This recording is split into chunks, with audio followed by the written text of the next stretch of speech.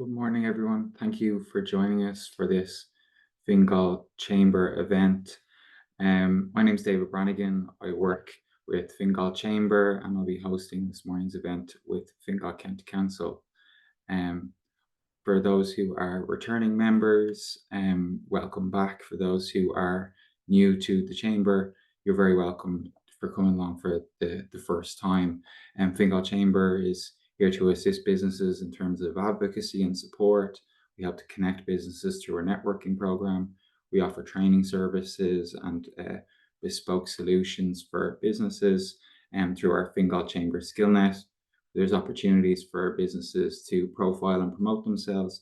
And we also have a successful international documentation services arm to what we do as well, and helping businesses to export their goods and services abroad. If you have any interest in learning more about those, please do send us an email through to info@fingalchamber.ie, or simply have a look through our website at fingalchamber.ie. But this morning's event and why you would have tuned in and registered is to listen to and offer feedback to Fingal County Council. And joining us from Fingal County Council this morning for a presentation are two, I suppose, very senior executives there, one being the Chief Executive and another is a Senior Executive Officer in the Department of Economic Development.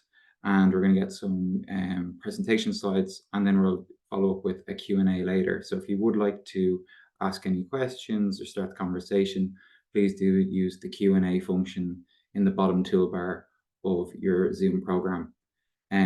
We'll keep an eye on those and throw the questions to the two speakers later on in this morning's session. So without much further ado, I'd like to hand over to the Chief Executive of Fingal County Council, and that's Ann Marie Farrelly. Ann Marie, you're very welcome. Thanks very much, David, and thanks to the Chamber for inviting us to present to you today. I was very anxious to speak to businesses at this time, because many of you who know our towns and villages will see a lot of construction work beginning, and we're responsible for most of that. So I just wanted to bring you through those projects, as well as giving you a few other updates about the work we're doing. So very pleased that you were able to join us. I'm going to share my presentation now. So as always with technology, we hope it'll work. And I just need to get this into presenter view then. So is that showing up for everybody? That was great. Perfect. So as David mentioned, I'm joined here today by Aoife Sheridan, Senior Executive Officer in the Economic Development Department.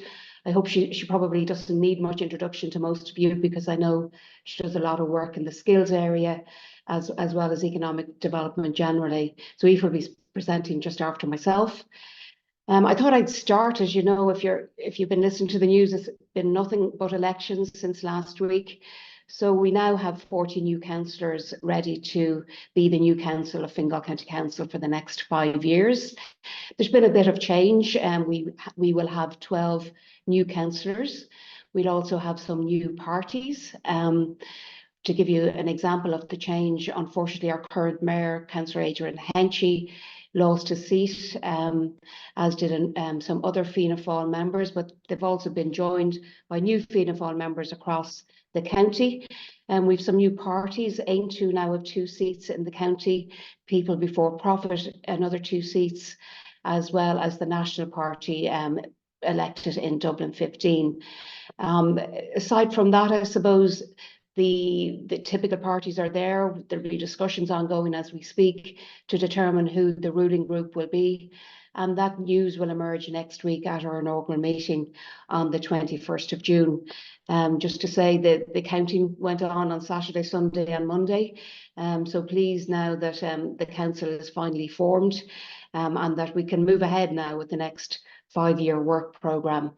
We've always received good support from the council for everything we do, which is why we're in a position to have so many projects on the ground. So I'm always grateful for that political stability in the county and the fact that they work with us to deliver for the people and the county itself. I know housing is a big issue. I suppose during the election, it was an issue of not enough housing, and in some areas, a perception that there was too much housing, where there's a lot of development going on, I suppose local residents can feel the disruption, but hopefully that's only for a short period until we hand keys to the door to new residents in Fingal. So that housing scheme you see in front of you is a site that we control in Dublin 15. It's a €116 million project, and we're in partnership with GEM. And ultimately, it will deliver 1,000 units. They'll be social, they'll be affordable, they'll be private, mostly affordable and private, and well needed housing supply in the Dublin enterprise zone, obviously with access to the 20,000 jobs that are located there. So that programme will begin delivering housing this year and go on for the next 18 months or so. Pleased to say that GEM, they started about 6 months ago, and that site is out of date, or that photo is out of date already. You'll see a lot of progress there pretty quickly. And again, we've big sites in play in the likes of Donabate, new ones in Swords coming on, and in Balbriggan as well, and across every town and village in the county. We're either building directly ourselves, we may be partnering with a private developer, or we may be partnering with an approved housing body. So a lot of supply coming on in Fingal. To give you an example of that, the first quarter of this year had 3 times as many commencements as the first quarter in 2023. Some of the other projects we're delivering, the Swords Cultural Quarter, that's a significant project for Swords. It's a significant project for Fingal. I spoke to you about that before. We've completed the enabling works on the sites. We're about to enter contract in the next week or so with a significant developer to build out the cultural quarter and some housing on the opposite side of Seatown Road. You'll see the hoarding going up in the coming weeks, and you'll see progress with that building almost immediately. So that's really exciting for Swords. Overall, it's going to be about a €60 million investment. It's largely funded by Fingal County Council, some small government funds, but obviously the housing is funded by government. So, a big investment into the town of Swords, and I think will transform the town centre. We'll obviously be dealing with the public realm in Swords as well to improve it to the standard that we'd like it to be at, to suit that county town feel. You'll see Balbriggan there, Key Street and the Harbour, those works underway. A short disruption with that upper car park for the next 14 weeks. That's closed at the moment, just closed this week. It will reopen in 14 weeks, transformed, and the rest of the work around it will continue for the next 18 months or so. So delighted to be on site with that. Product Limited are the contractor there. They have a good track record in other towns and villages in the likes of Dundalk, Navan, Waterford and other places. So pleased that they have good experience, hoping they'll all deliver on time and on budget. You see Meekstown Community Centre, that's finished now, going to be handed over to us in the coming month or two, and hopefully occupied by the community in the autumn. We're on site in Baldoyle delivering a similar community centre. So a lot of that is to do with higher density housing, making sure that we deliver facilities as well as the housing. And again, those contracts getting underway. And you'll see there in Donabate, the proposed recreational hub in Donabate. Again, that's going to be government funded, and we're already doing the enabling works there to get that project to site as quickly as possible. So about delivering housing, of course, but also making sure that we deliver on the community piece as well. I'm not going to go through the detail of these projects. Anybody from Blanchardstown will see that it's Snowborough Interchange work almost complete to finish by the end of this month. Some delay there recently with Ishka Earn because they decided that the water main was to be replaced. So that's makes sense that happens, and I know there has been some disruption to supply in that area in recent months. So we've been encouraging them to make that decision. So we're pleased they've now made the decision to do that. Broadmeadow Greenway also on site. Unfortunately, by the autumn, you won't see much difference, but under the water, you'll see that the pillars will be in place for the pedestrian and cycling bridge, to do with, a continuance of the work that was already done a number of years ago. We're time constricted in terms of when we can work there. We can only really work there in the summer in accordance with the planning permission. So half the project to be delivered this year, the next half next year, and obviously the connecting pieces on land will be delivered during that time as well. That's a €10 million spend this year on that project.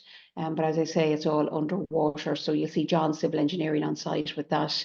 The Ongar to Barnahill Road also on site with BAM. Harry Reynolds Road again on site, almost finished. And I mentioned the community centre. So that's all part of a €1.35 billion spend over the next 3 years by ourselves. Some government funded, mostly funded from our development levies that comes from development in the county, but all needed, I think you'll agree, across the towns and villages. I thought I'd mention rates. As you know, we really value your contribution to the county. I hope you see that we try and spend it well, both operationally and also in terms of the facilities that we deliver in the county. Really, we've been able to increase our spend from rates buoyancy. We're a strong economic developing county. Aoife will give you some stats on that in our presentation. Where businesses want to locate here, you'll see the likes of the N2, N3 link there at Cherryhound, where buildings are popping up off the ground there almost every week in terms of the logistics demand in the county. And similarly across the likes of Balbriggan, we're doing a lot of work to promote new areas for economic development in the county. Our rates collectors, I hope you find you work with them well. They certainly aim to deliver for the county, and our collection rate is the highest in the country at 99.1%. So thank you to the ratepayers for delivering that for us. And again, we're determined that we give value for it.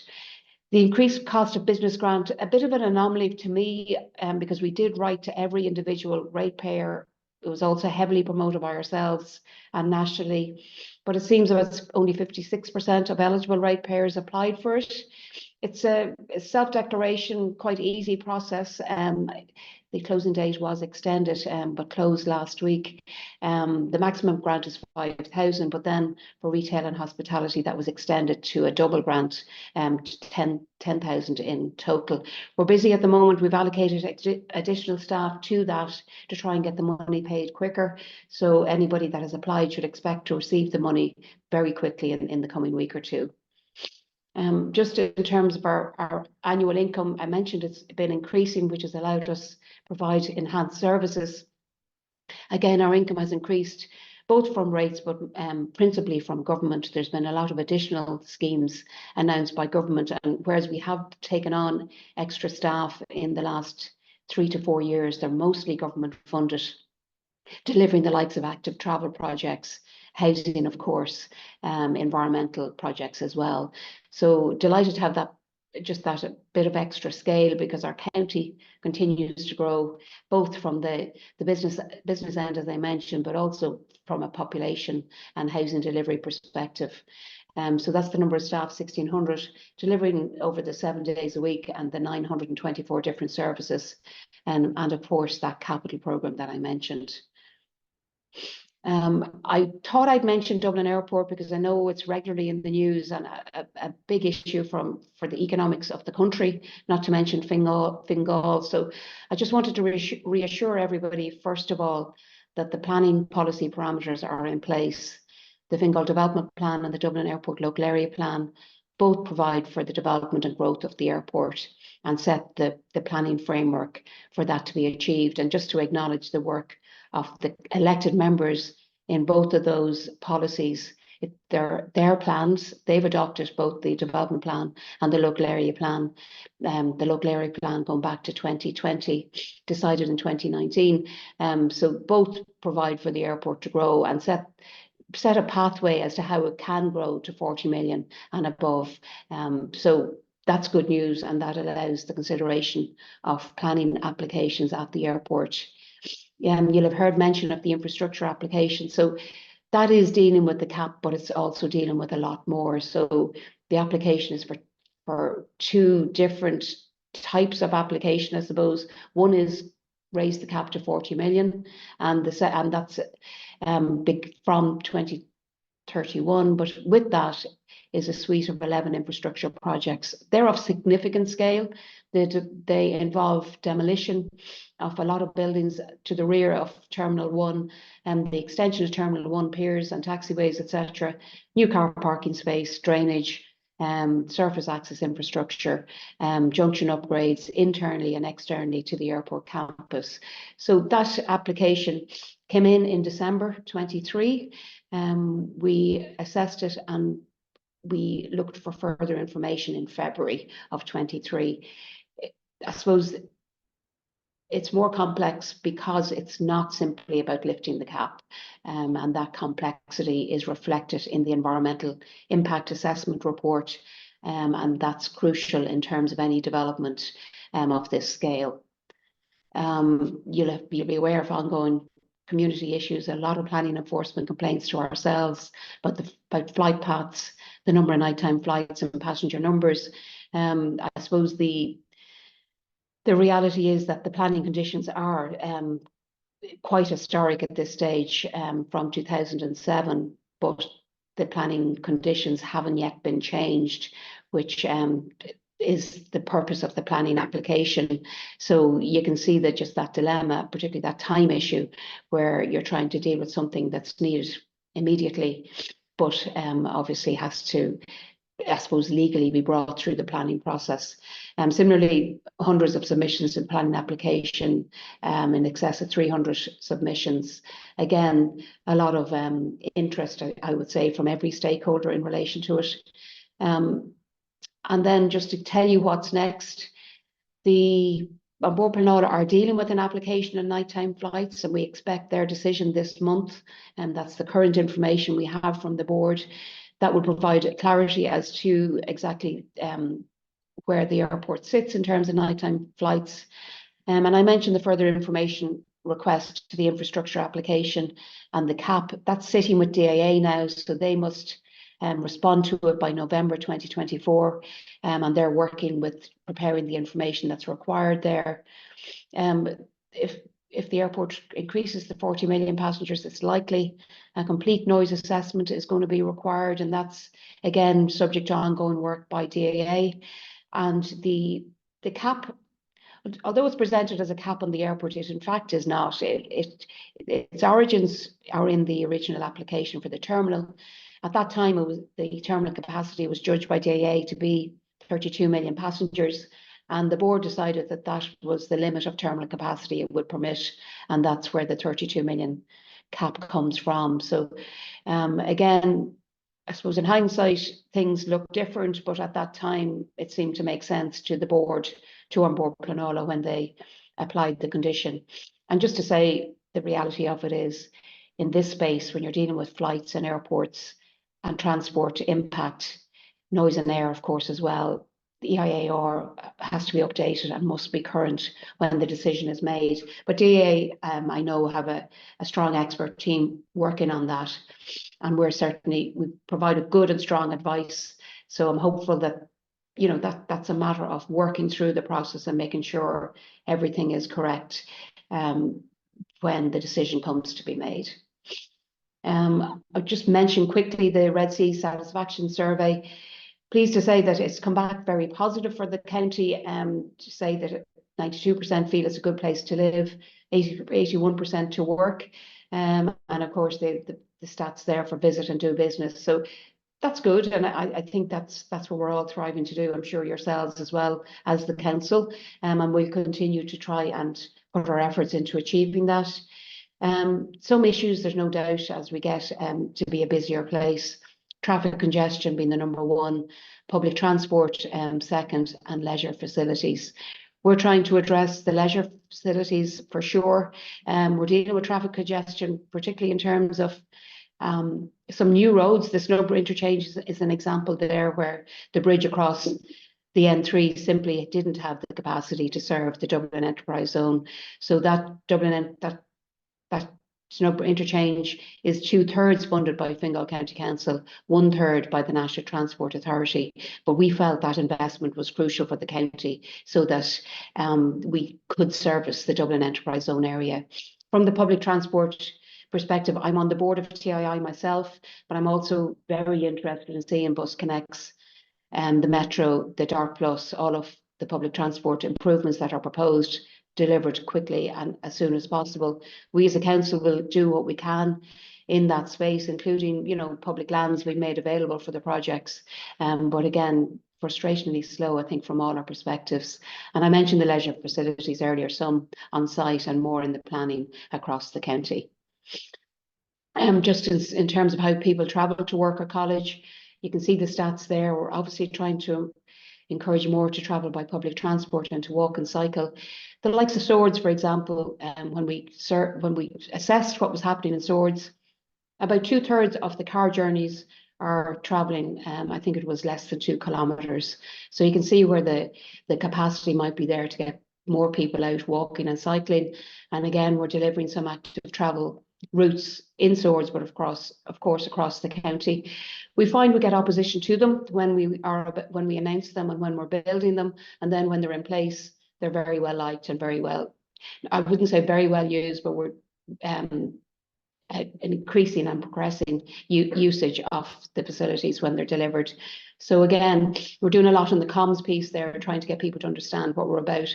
Nobody's asking people to walk 10 kilometres, but where there's short journeys involved, that will make a lot of difference to traffic congestion in local areas. Thank you very much. I'd be here to answer any questions, but first of all, I'm going to hand over to Aoife, who will bring you through some other economic development initiatives. Thank you. Thanks, Ann Marie. I'm just going to share my screen now. Just bear with me while I share my slides. Ann Marie, I think you have to unshare.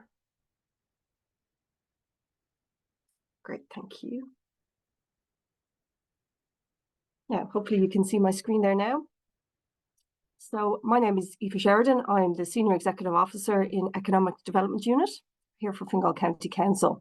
So I'm going to talk to you just very quickly about some of the work that we've been doing in the Economic Development Unit here. Over the last number of months, we've been preparing an economic development strategy for the county. This is a first for Fingal, the first one we've prepared, and it sets out short, medium and long-term objectives for the sustainable economic development of the county. So we've done an awful lot of work on this, and we hope to launch this probably in September or October in the autumn, so that everybody can have full sight of the document and the work that we've done. There was a long process of analysis between census data and various economic development data stats. So we've done good analysis on that to find out where we are in terms of a county and where we rank in Ireland. We've done other work as well with questionnaires and surveys, a series of focus groups and a number of one-to-one engagements with various stakeholders across the county. And I'd like to thank everyone here, particularly Fingal Chamber and anybody who is here today as a participant for their feedback. If you answered one of our surveys or questionnaires or you participated in any of those engagements, we found your feedback to be really valuable, informing us about what the challenges are for the county for economic development and what supports you need and where you think the challenges will be in the future and what the opportunities are too.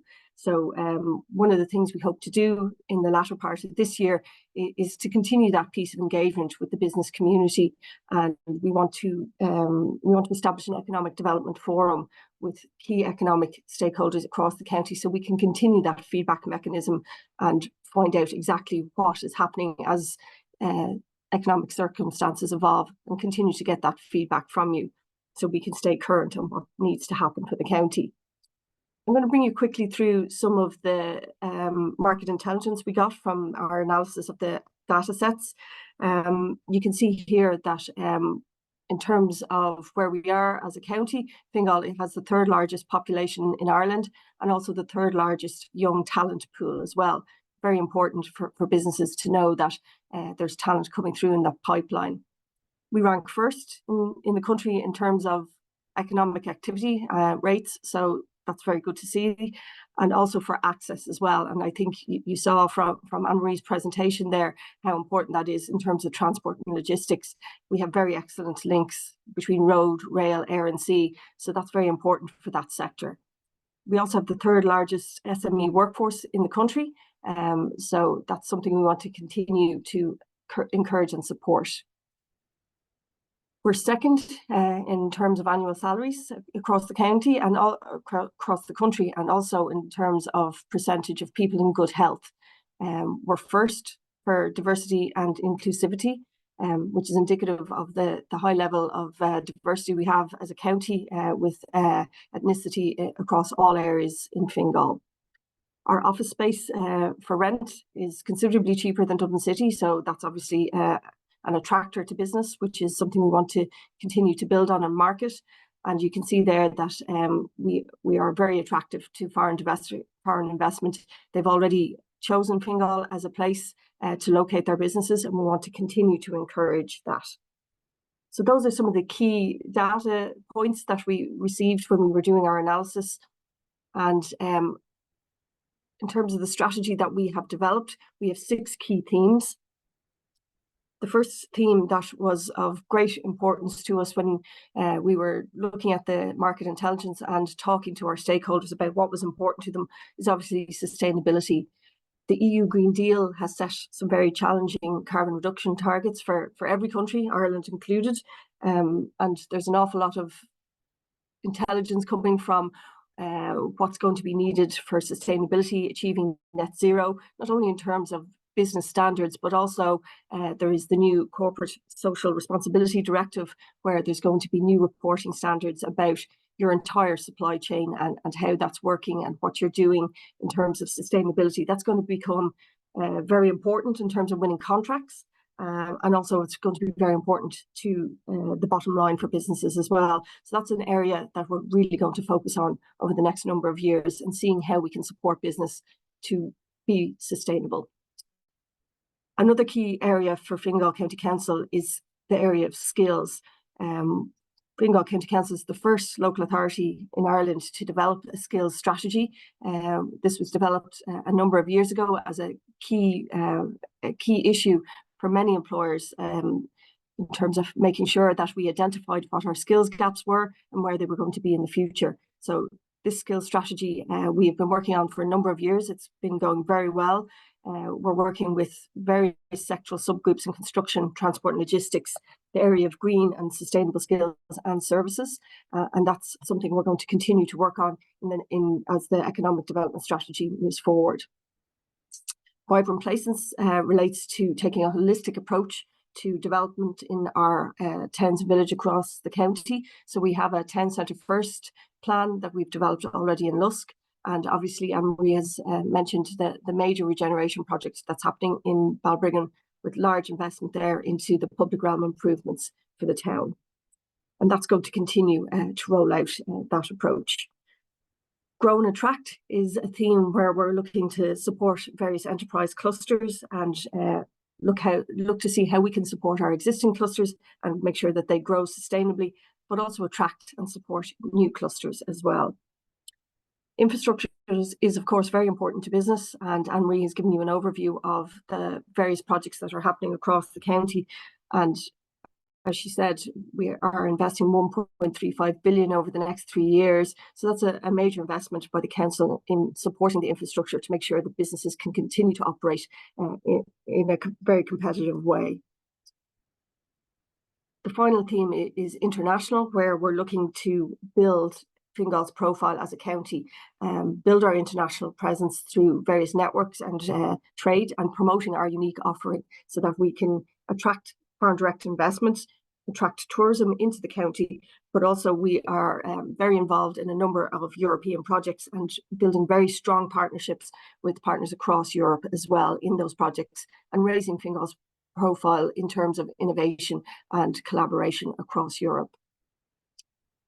These are some of the key sectors that we have identified that we need to continue to support in terms of development as the economic development strategy rolls out.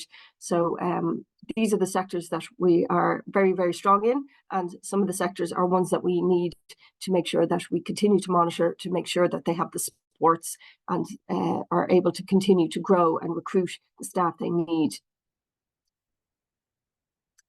Some of the initiatives that we have been working on recently is the Fingal tourism strategy that was launched in February this year at our Gillen Castle. So we have strategy now setting out various objectives to support the tourism industry out to 2029. You will see there the food and drink plan that we have, and again, that is going to be launched fairly shortly now in June at Flavours with Donal Skehan. So if any of you are attending Flavours, I do hope you'll attend that launch. And that is very much focusing on how we support the food and drink and the agri-food and the food tourism sectors. In terms of the Fingal skill strategy, as I said, we have a strategy in place. We're currently going through the preparation of the next iteration of that skill strategy. So the previous strategy would have been prepared pre-COVID. So a number of things have changed in that environment now. And we want to take the pulse of where we are in terms of skills. What are our existing gaps? Where are they going to be in the future? So that we can start looking to address those gaps. And we have a very strong implementation group, good industry participation, really good participation by the education and training providers. And we've delivered a lot of major projects in that. One of them being the Fingal Skills Expo, which was aimed at transition year students across the county. And in that, we were trying to showcase the various educational opportunities that are available to them, to show them that there's more than third level education, that there are apprenticeships as well as other routes to get to the career that they want.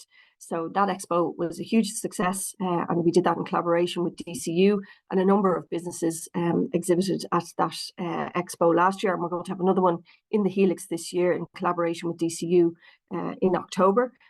So if you have any transition year students coming out next year in September, we do hope that they'll attend that and see the options that are available to them. We continue to work with schools very heavily to show the options that are available to them, and a number of businesses have participated, and we're very grateful to them in various mentoring programs to help some of our schools see the number of careers that are available to them. So we're working very closely with schools to show them their options and to show them the careers that are available to them in the various different sectors. And we hope to continue to place a focus on that to make sure that we have a broad skills base coming through into the future. As I mentioned earlier, sustainability is going to be a major theme that we're going to be working on over the next number of years. We did do an initiative a number of years ago for businesses, Sustainable Fingal, which we looked at preparing a practical guide for businesses on how they can implement cost savings and be more sustainable. That looked at things about how can you save energy, how can you create new product lines from your waste streams, and how can you save on water, things that will make a material difference to your bottom line. So we have been working with businesses recently to look at some case studies for good green sustainable practices. We have a number of case studies developed, and we hope to do some more. So if your business does have a good green story and you're implementing green strategies at the moment, we would love to hear from you and perhaps document some of those case studies for inspiration for other businesses in the area. We will be collaborating with Fingal Chamber in September during Climate Action Week to do a business briefing on corporate social responsibility and the impacts of the new directive in terms of sustainable reporting and things that you will need to know about. And we hope to showcase some of the case studies we've done on sustainability at that briefing. So, but we're eager to hear from more businesses that are implementing green measures. The Fingal marketing strategy is arising out of the economic development strategy, and we're preparing this at the moment. We've identified a number of strengths in the county, as you saw in my earlier slides. We've also identified some weaknesses that we want to address, and these are all aligned to the themes of the economic development strategy. So we'll be developing marketing campaigns and aligning them to those themes and targeting particular audiences. So those audiences might be local businesses, it might be SME, it might be foreign direct investment. So we are going to be launching a number of campaigns to market Fingal as a place to do business and invest over the next number of years. And we've developed a number of new channels to market the work that we're doing in economic development. So I do hope if you're active on LinkedIn or on Twitter or X as it now is, that you will follow the economic development unit and some of the work that we're doing. We're posting quite regularly on LinkedIn and on Twitter. So please do follow us and make sure that we get our message on sustainability and skills development out there. And if you are interested in participating or talking to us more on either of those themes, we'd be delighted to hear from you. Another initiative that we've been working on quite closely with all the various local authorities and colleges you can see listed there is the Dublin-Belfast Economic Corridor. So this encourages regional collaboration in terms of economic development, trying to look at the various drivers of regional development and economic development along this corridor and promoting it as a place to invest. So over the last year, Fingal County Council led a study in terms of innovation hubs and the kind of supports that innovation and enterprise centres would need to continue to be relevant and to support entrepreneurs and new startups. So that study gave us a number of recommendations, and we're working with all of the stakeholders you can see there to translate that to next steps, and working quite closely with Intertrade Ireland and Enterprise Ireland, the IDA, and across border as well, to make sure that we implement that and make sure we have supports going out to the new entrepreneurs and startup companies. To mention the Fingal development plan, I know that when the development plan was in preparation, there was concerns raised by the business community about the amount of zoned land, and that we didn't have enough zoned land in the county to support the economic development that we hope to encourage. You can see here a table of the zoning of the various different zonings across the county, and you can see there's an awful lot of economically zoned land there that's available for development, and you can see that a lot of it is not activated. So an intervention is needed here, and Fingal County Council has started to move into that space to try and stimulate economic development and job creation. The area that we're focusing on at the moment is the Balbriggan Economic Zone, where we've spent the last 2 years acquiring a strategic land bank for economic development. We've more than 200 acres of economically zoned lands there, and we're now preparing a framework plan for those lands with development guidelines for what we hope to see developed out on the land over the next 10 or 20 years. We've also built an economic project, an EU project around it called EcoCore, which is looking at sustainable economic development along transport corridors. So obviously this land is very well located along the M1 Dublin to Belfast corridor. So we hope to make good use of that and leverage that to attract businesses to locate there. So we want to make it the premier site for green and industrial development in Ireland, if not in Europe. So we have very ambitious plans for that. We will be putting the framework plan out for public consultation in the next number of months. So we do hope to get very good observations on it. And we've been working very closely with a range of actors, ranging from IDA to Fingal Chamber to Balbriggan Chamber, the local politicians, as well as the Dublin Belfast Economic Group, and various other stakeholders there have given us very valuable input, trying to put together a very strong plan to activate this land bank in a green and sustainable way. The local enterprise office has continued its work in terms of delivering business supports. They have been delivering a number of briefings over the last number of months for the Fingal Women's Network, and looking at briefings at AI and various other green supports. So those briefings continue to be delivered alongside a very strong pipeline of grant schemes. So they continue to deliver grants with feasibility and priming and expansion grants, digital grants, energy efficiency, and as well as business advice clinics and mentoring. So a very strong program of supports there from the local enterprise office. And if there is any assistance that businesses need, I do encourage you to come and talk to us at the local enterprise office. We're very willing and very able to help enterprise there. So we do encourage you to come along and talk to us if you have any challenges or issues there.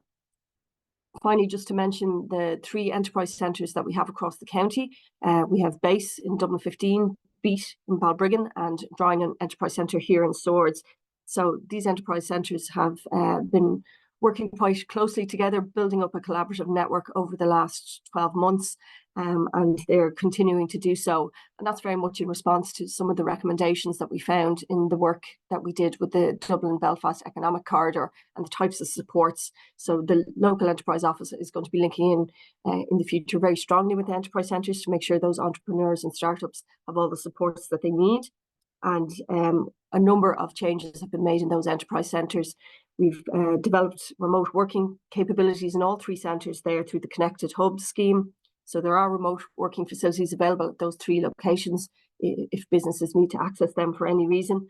And also, if there's any budding podcasters there in the audience, or you have any budding podcasters in your family, Drinnan Enterprise Centre now has a creative studio where you can do podcasts and do all the wonderful technological things that podcasters do in their creative studio. So if that's of interest to anybody here participating this morning, please do talk to the staff at Drinnan Enterprise Centre. They would be very, very happy to show you the facilities there and encourage more usage of them. I'd like to just leave you with the vision that we have for future Fingal, the economic development strategy. We're looking to make Fingal's economy dynamic, sustainable and inclusive. And we're doing that by enabling strong infrastructure, collaboration and skills.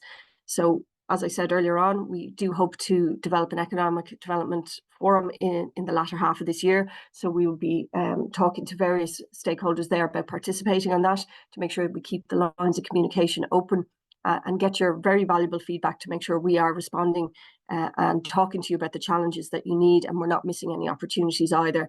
And again, the Fingal Skills Strategy is in development now, and if there are any businesses out there in the transport and logistics, construction, green skills or services areas, we'd be really very happy to have you participate in the skills strategy with us.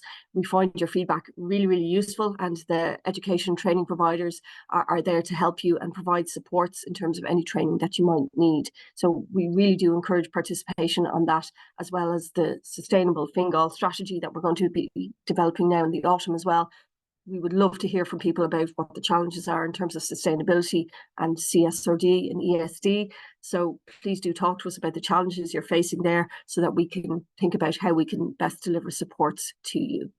So that is my presentation. Thank you very much for listening, and I'm going to hand you back to David.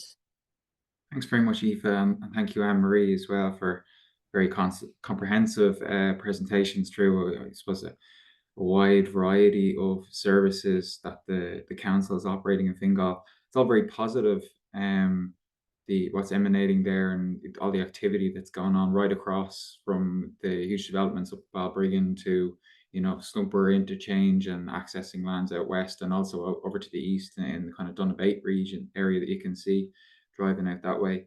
We have a few questions have come in through the toolbar, and we've got another couple of questions that we had that were sent in advance. So if I can get to a couple of those, if anyone else would like to throw out a topic, please do use the Q&A button in your toolbar, and we'll do our best to touch on a few of those this morning before we finish up. One of the questions is, I suppose, around economic development and the focus of it, and on energy and data centers. I suppose for looking at what's happening in the broader region and around the country, there's been a lot of discussions and conversations about how much we're welcoming data centers to the Dublin region.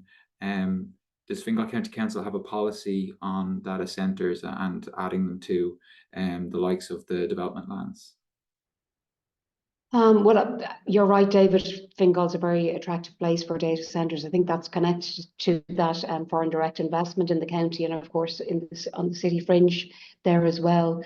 So Blanchardstown obviously would be home to many of the big names in terms of data centre provision, including that shared model of Equinox, where they service multiple companies in their facilities. Our development plan leaves every project open to consideration. So that's good news, unlike other restrictive planning policies that are in place in other counties. That's not the case in Fingal. Sustainability obviously is key, as Aoife mentioned. So we are also working with some data centres in Dublin 15, looking to provide a district heating solution to the area that might serve the likes of the National Sports Campus and our own housing development. So we're I suppose covering off both angles in that respect. And then secondly, through our planning, we're moving towards working with data centre providers to provide energy neutral type of provision. So they use not the energy from the grid when it's available, but may have options to switch off and use their own energy provision when there's peak demand on the grid. So there's some innovation in that space. So I suppose just to reassure everybody, each project can be considered as an individual project. So no ban or anything else in Fingal. Great, thanks so much for that. Another question that was submitted by a retailer. They mentioned that they were really appreciative. It's been around 5 years or so since commercial rates had been increased at all. And I suppose given the buoyancy that you'd mentioned a little bit earlier on, they had also highlighted the, I suppose the difficulties with the cost of doing business in the last couple of years, particularly since the pandemic and what's that thrown at them. And then following on from that with the energy crisis we've had with the war in Ukraine. Is there, in the foreseeable future, does it look like the commercial rates are set to be increasing in Fingal? Well, I suppose first to say in 2020, 75% of ratepayers had a reduction in their rates because of that revaluation. So we're starting from that base. I honestly can't say for now. We're going to have to work with the new council in terms of the next 5-year programme and see exactly what our financial plan will be. But if there was an increase contemplated, we'll be sure to make sure that's well communicated and understood why that is necessary and its purpose. So for now, no plans, but at the same time, we haven't embarked on that 5-year plan with our new council. Maybe just expand on how that decision comes about. Is it proposed by the council and then voted on? It's not obviously just probably yourself going, let's put the rates up. It's a very much a democratic decision of the elected councillor. Is that right? That's correct. I suppose it begins with our draft budget. We prepare the budget that we need, both in terms of expenditure and income, and then the sources of that income. So the draft budget would be presented to members, but absolutely it's at their discretion how they fund the budget and exactly whether an increase in rates or indeed the local property tax is needed to do that. So the first thing is to have a strong rationale for the budget that the executive, myself and the team present to the members in terms of what we propose to spend the money on in the coming year. Great. A few questions that have come in. One of them is around housing stock, and it refers to the number of landlords that have left the market in the last number of years. And they're asking, should the local authorities be looking to raise funds via government housing bond, having access to the most effective funding? This fund currently being paid on HAP would be able to fund around 20 billion, and this would have better returns for the government's money. Would you like to give any thoughts, I suppose, on how social and affordable housing is developed and I suppose in this question, financed? Well, just to say, any housing provision has to be revenue neutral on Fingal County Council. So, it needs to be funded either from the income from housing or from government support. So separate to that piece around our rate, amount of rates, etc. I suppose the reality is most things are in play at the moment. I mentioned the Churchfields development, and within that is affordable housing. That's affordable housing that we sell on to a purchaser, and the purchaser will pay for it. But also there's affordable cost rental, and in that case, Fingal County Council is borrowing at a very attractive rate from the Housing Finance Agency to fund that housing provision, and the income from that housing, the cost rental, which will be 80% below market rents, will fund the cost of that construction. So there is everything, and all funding models are in play. I suppose we have line of sight of the amount of provision for the next 3 to 4 years. So we feel that there's, I suppose, when that provision comes into delivery, that a lot of the housing issues will be resolved. So the issue for us right now is that period where the construction is happening or the design and planning is happening. We're waiting for the keys to the door to actually have that impact, that positive impact in the county. Does Fingal have great difficulty, I suppose, given the pressure on housing in the whole greater Dublin region, even just outside of the city? Does Fingal have great difficulty in I suppose maybe carrying the can a little bit for other areas, other local authorities around the city, or maybe not delivering as great a percentage of housing options to alleviate the huge demand that there is in the market? Well, I suppose everybody will know Fingal is traditionally a starter home county. A lot of people choose to locate for their first home in the towns and villages because they're good places to live. And then secondly, you generally get, a nice high quality home. So unlike other counties, we've been delivering housing consistently for the last 10 years, and we're typically the leading housing provider in the country.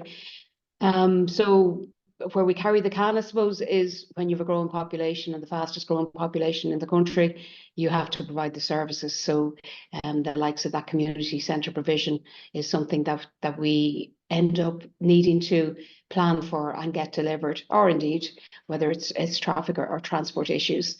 So we're happy that we're planning sustainably for every town and village, and our new development plan provides for that.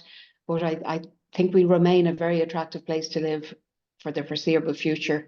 So again, that holistic planning for all service provision is absolutely necessary. But again, we try and make sure that's funded through development levies or from government. So we attract quite an amount of funds from government for community provision as well. So that's a large piece of my work, trying to work with government and other stakeholders to draw that money into the county. So it's a hidden part of necessary work for our management team to make sure that we get the best call on any government funds that are available. So yeah, I don't think it's changing. I think Fingal is going to remain a very attractive place to live, and those commencements I mentioned in the first quarter of the year will really see quite a new population growth as well, which we'll have to service. Someone's commented say it's great to see the development projects in Balbriggan and elsewhere in Fingal. Are there any public and social development plans for Rush and Lusk? Is there any that you would like to highlight? Well, I suppose the good news for Rush is that we're on site on 2 different schemes of affordable housing.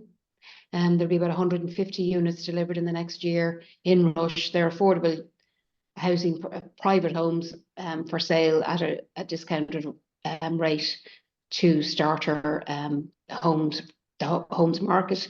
So they're on site at the moment. One is in partnership with Ballymore, and that's the scheme for registering for those affordable homes is opened at the moment. And the other one is Haystown. That's another 52 units, I think it is. When we launched it, it was way oversubscribed. The interest from first-time buyers was immense. So delighted to have that second offering coming now in the next, open at the moment, and with keys to the door in the next 8 months or so. And I'm sorry, I should have mentioned Lusk has shown a big population growth in the last number of years. A lot of new housing delivered there in the last 3 to 4 years. So now we're focusing on community services as well. We opened Rathmore open space last year, and we plan a recreational hub, which is a full-size all-weather pitch and athletics track, which we now have the land transferred to us from as part of the planning permissions. So that allows us get into the planning for that and hopefully build it during this term of the council.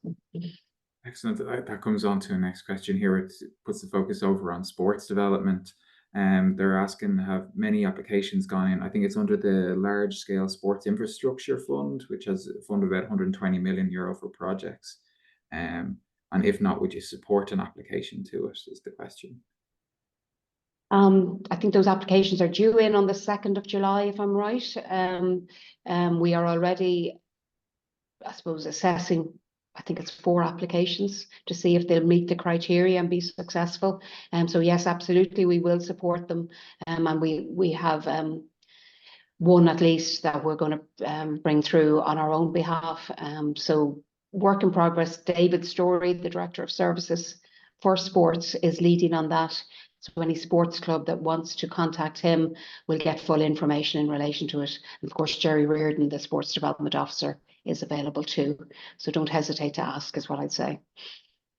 I'm not sure if we managed to get this far without talking about Metrolink. No, it's at a probably a strange position in the stages at the moment, given that we've had the closing of the oral hearings and potential reopening, I suppose, for another batch of consultation. But a question that's come in here related to that, I guess, is when will we have rail links to the airport arriving both to and from Clongriffin and Malahide as well, which I haven't heard that proposal in a while, but does the council support the development of the rail connector to the airport in addition to the Metrolink, or is it a case of one or the other? It's probably a case of priorities. So we feel the Metrolink will deliver most for the county because it will service Swords, which is a growing town, and will allow that increased housing provision that's necessary for Dublin. So there's economic and housing benefits from Metrolink that will deliver better potential for Fingal. But we support all public transport projects. We just don't want one at the expense of the other. So the priority would be Metrolink. And if further ones develop, that would be really good news for the county too. Excellent. This question might be more suited for Aoife, perhaps. It's what are the future plans for apprenticeships and third level educational facilities in the county? I know that's an area of skills that you're an expert in, Aoife. Maybe you'd like to address that one. Yes, we've been working very closely with the various education providers on skills, and the number of apprenticeships has absolutely exploded from where it would have been, even 5 years ago. More and more apprenticeships are coming on stream, and it's absolutely amazing to see it. I know at our expo in the Helix last year, there were apprenticeships and things I'd never even heard of before. So it was great to see the broadening of those offerings, and it continues to broaden out as well. So it's a case of very much trying to encourage and bring students through into those apprenticeships and let them know that they're there. There are so many opportunities out there. It can be it's a vast landscape and very difficult to navigate. So through the skills strategy, we've been doing a lot of work with schools, and that has yielded very good results in terms of getting connections with principals, with TY coordinators, where students are starting to pick their subjects to go into certain streams. So we've been doing quite a lot of work with schools, trying to find out what they need, and we're going to be even more active this year. We plan on working with schools again. We're going to launch very shortly a competition with schools to pair it with the Young Entrepreneurs Awards that come out of the local enterprise office. And that's all about opening up the eyes of students to the various career opportunities that are available to them. Often when you say there's a job in transport and logistics, the thing that comes to mind is somebody's going to be driving a truck and there's nothing else there, but there's customs, there's office administration, there's an awful lot of other elements to transport and logistics, and even in construction as well. It's not just about plumbers and bricklayers and carpenters. There's a vast number of jobs out there. So it's trying to broaden that perception of the range of skills that are out there. So as part of our marketing strategy, we're going to market some of those jobs to raise awareness of them. And we're targeting not only students, but the parents of students. And our engagement with schools has very much indicated to us that, parents are very influential in terms of what their children pick. And in Ireland, we have a tendency to send everybody to third level education. You can't throw a rock at anybody without hitting someone with a degree. So, we need to move to the more European model where it's a little bit more diverse, particularly with all the renewable industry and renewable energy industry coming our way with wind farms, solar energy. They're going to need particular skills, and we need to make sure that there are people pulling through into those. And those skills are best developed through apprenticeships. So we need to make sure that suite of apprenticeships continues to develop. And we're working very closely with the education providers with really strong relationships, which we developed when we were doing our expo. So we're really grateful to DDL ETB and City of Dublin ETB as well. Dublin Regional Skills Forum have been hugely influential as well, along with the colleges in the area, in terms of delivering not only information, but engaging with employers to reorientate what their delivery is in terms of provision. So we're working very closely with them. And as I said, that competition, we're going to launch that probably in the new year. And an awful lot of that is about getting people thinking about these careers in these various opportunities and working with them to get that message out and broaden that message. So that's what we're doing in terms of apprenticeships. And again, working very closely with schools, particularly in the disadvantaged areas where they don't have a strong alumni, trying to encourage businesses to get involved with their local schools so that they can see success stories coming through about local people moving on to various businesses and developing their own businesses and developing careers in various sectors. We've had a lot of success with that locally in Balbriggan, and we hope to do more of that throughout the county. In terms of delivery of educational infrastructure then, we're working very closely with DDLETB about the third level college in Swords that's due for delivery. So we're talking to them about potential sites, what the planning constraints and site constraints are of particular sites. So we're doing everything we can to support the delivery of that.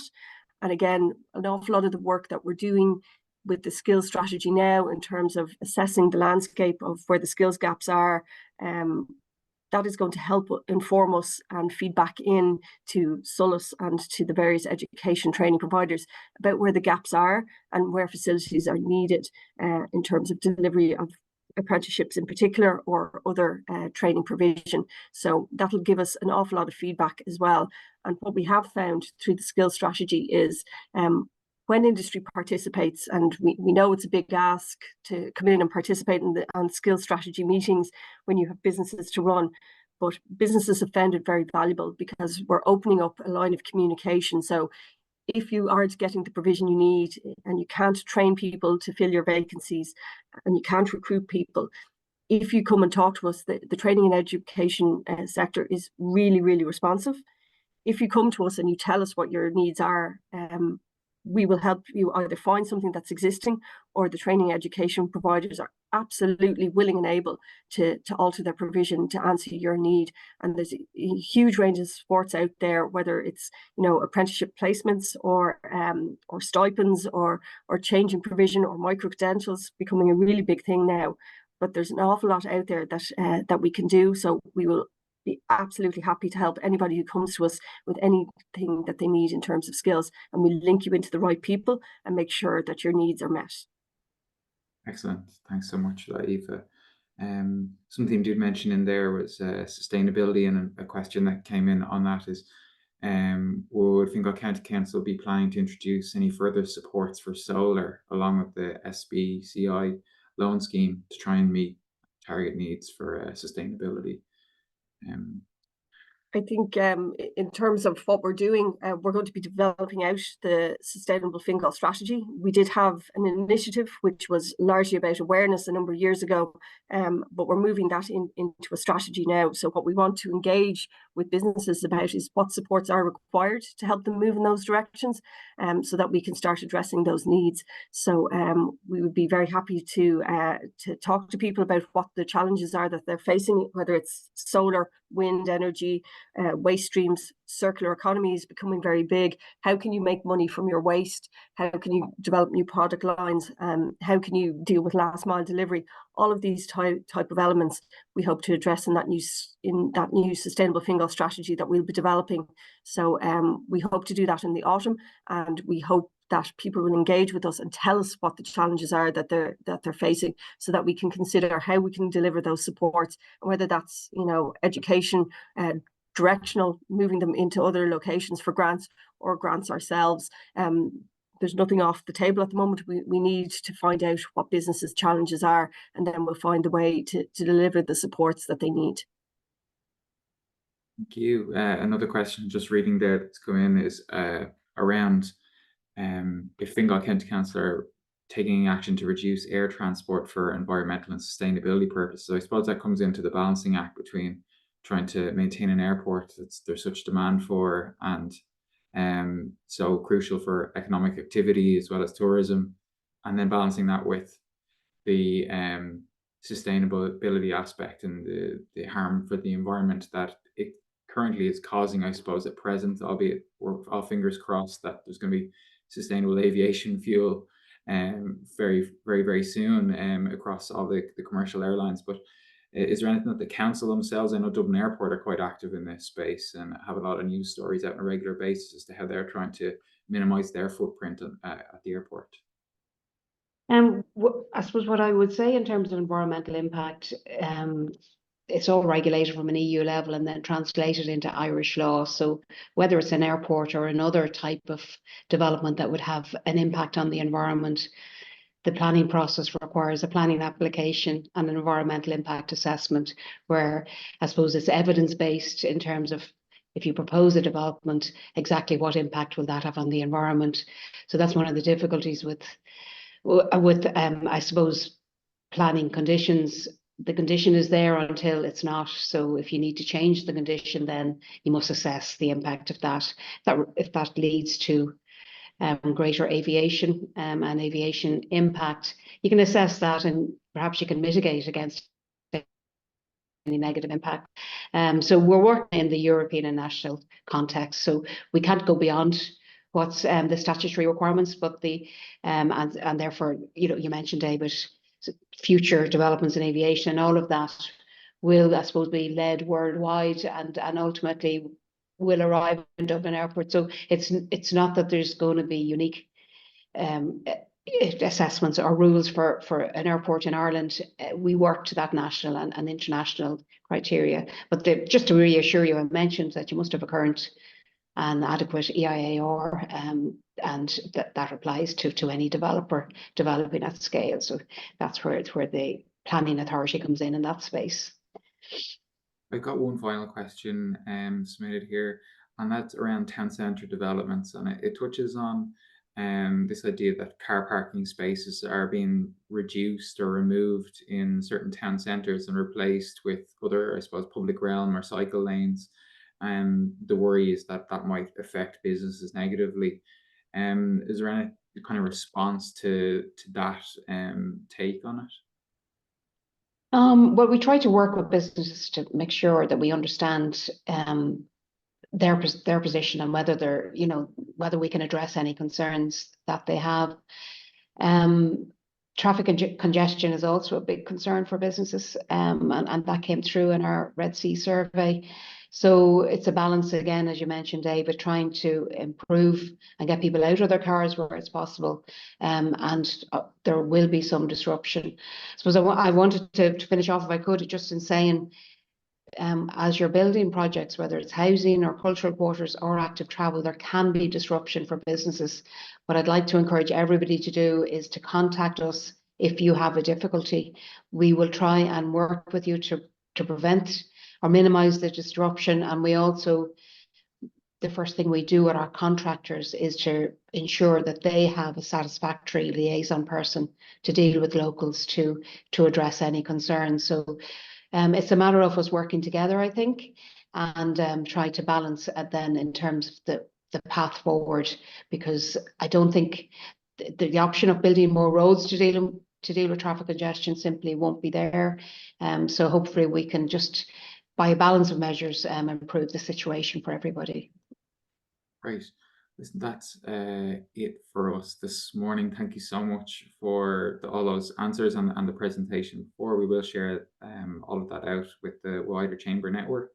So thank you both for your time. If the Chamber can help out anyone in any way, please do reach out to us via info@fingalchamber.ie or check out our website at fingalchamber.ie, and we look forward to working with the council as well as all of the members and attendees of this event going into the future and hoping to advance business together. I hope you found this event useful and wish every success. Thank you all. Thanks, everybody, and thanks to you, David. Thank you.